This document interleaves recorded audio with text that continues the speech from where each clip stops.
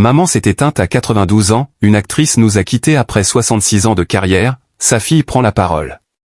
Pendant plus de 60 ans, on l'a vue au cinéma, à la télévision et au théâtre, où elle interprétait des rôles comiques comme dramatiques. Ce lundi, sa fille a partagé un dernier hommage émouvant après sa disparition, à 92 ans, par l'intermédiaire d'une publication Instagram. Maman s'est éteinte à 92 ans. Je t'aime. Bon voyage, maman. A écrit Diane Doniol-Valcroze, ce lundi 15 décembre 2025 sur son compte Instagram. Un message qu'elle a accompagné d'une photo de la défunte, qui n'est autre que Françoise Brion, une actrice qui a eu une carrière de plus de 60 ans. Durant sa carrière, Françoise Brion s'est imposée comme une figure solide du cinéma français des années 1960. Elle a tourné dans des films marquants comme L'eau à la bouche, L'Immortel ou Alexandre le Bienheureux, alternant entre comédie, drame et œuvre d'auteur. Son jeu subtil lui a valu la reconnaissance des critiques et des cinéphiles. Elle a malgré tout partagé l'écran avec plusieurs grands noms du cinéma français.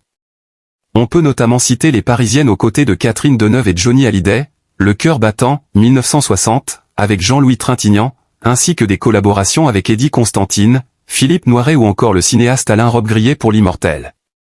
Françoise Brion, une belle carrière au cinéma mais pas que. N'oublions pas également sa carrière au théâtre ainsi qu'à la télévision. Sur le petit écran, elle est apparue dans diverses séries et téléfilms français, notamment dans la mini-série Les Liaisons dangereuses réalisée par José Dayan et le téléfilm Toutes les femmes sont des déesses de Marion Sarraud. Sur scène, Françoise Brion a joué dans des pièces comme Un mari idéal d'Oscar Wilde, Les Troyennes d'Euripide ou Marat Sade de Peter Weiss.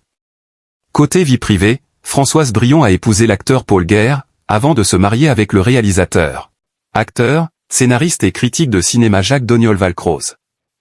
Mort le 6 octobre 1989 à Cannes, ce dernier était le père de ses deux enfants, Simon Doniol-Valcroze, devenu acteur, et Diane Doniol-Valcroze, devenue réalisatrice et scénariste.